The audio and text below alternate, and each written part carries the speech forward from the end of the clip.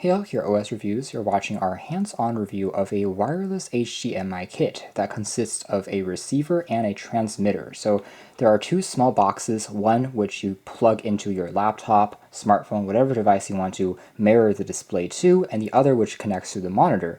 And because of these two receiver boxes, you're able to communicate wirelessly. The downside though is going to be the cost, because something like this retails for about $150. With that being said, a few months back we checked out the AirTame and it sold for about the same price, and it has, again, very similar functionality, but people didn't really like this too much just because it's very similar to something like a Chromecast, and to be perfectly honest, that's really all you need for most folks, just for streaming video, YouTube, Netflix. Then a Chromecast already has those features baked in, just like many smart TVs these days. The only benefit of having something like this is if you want a longer kind of wireless range, and also if you want true one-to-one mirroring, where you have to show a specific program that's not just a YouTube clip, for instance, because a Chromecast is optimized to only work with those video services. Alright, so the packaging here is very simple. It's quite generic looking, and inside we have just the aforementioned two boxes. We also have some mounting tape if you want to fix it onto a desk or onto a wall. We'll take a closer look at this in a second. And underneath here we have quite a few accessories, including one which is just the IR receiver, so you can control turning this on and off using a remote, which is pretty cool. We also have a actual HDMI cable, very heavy duty here, so that's just for plugging the transmitter box into your PC or whatever device that has HDMI, so that it can be then transferred wirelessly to the other end. Here's the AC power cable for both of the boxes, and then there's the receiver box inside. So here we have it. The two small boxes are basically the exact same size with the same printing on the top that says HDMI wireless, and on the back though it says that one is the receiver and one is the transmitter. That's the only difference. So on this one, which is the receiver, you just have one HDMI output because it just plugs onto your monitor or your TV. I do wish that there would be maybe 2 or 3 additional HDMI inputs, so you can plug, let's say, up to 3 devices in at once and then switch back and forth between those channels. That would be very cool, but unfortunately it seems you only get one HDMI input on this side. The overall size of the boxes are very similar to an Android TV box, so if you've used one of those, then you'll know that the size here is quite familiar. And here it is next to a smartphone, so in terms of size, not too bad. It fits pretty well onto a desk surface. It does tell us it's not necessarily suitable for video gaming because latency will still be present.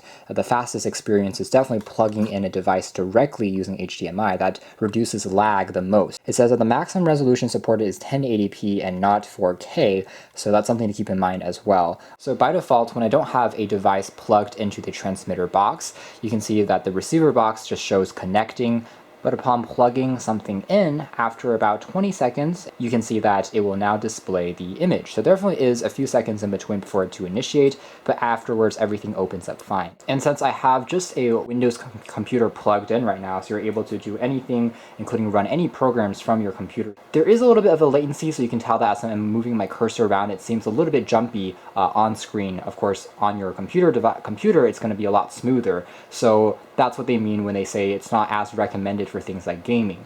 The irony is, of course, gaming would be a great application to have something like this on, because you obviously aren't able to do this with a Chromecast. You can't really wirelessly game.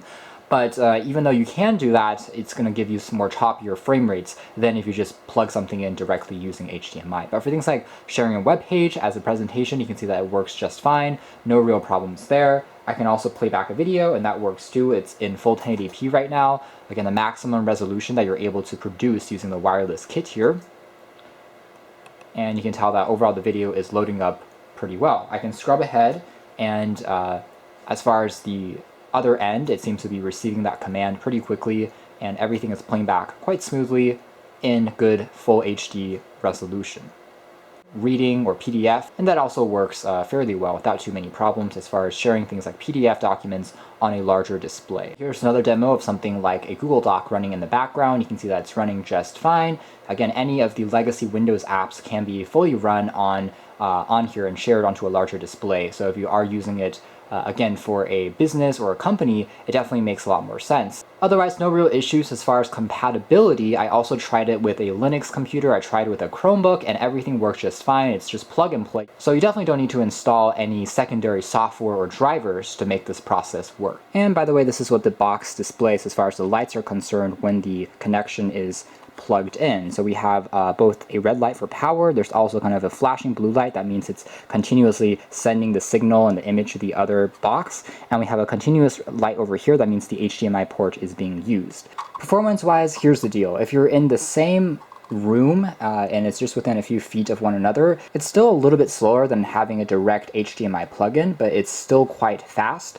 Now, if it has to pass through multiple walls, so if you are putting it, let's say, downstairs and then your monitor is in a different level of a building, then that's where you'll be noticing some more significant lag. It's still not too bad if you're just maybe viewing back a document or an image, but if you're playing back, let's say, a longer video, transitioning between apps will show a lot more latency. So that's something to keep in mind. So that's more or less it as far as our review of the wireless HDMI kit.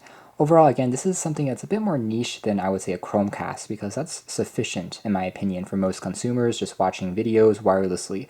But if you do need to also display other programs, as well as maybe Word documents and PDF files, then there is a case where something like this makes sense, also for business applications. So you can check out more details about this in the links down below, but for now, that's been our video. Thanks for watching here at OS Reviews. That was a closer look at the wireless HDMI receiver and transmitter box kit.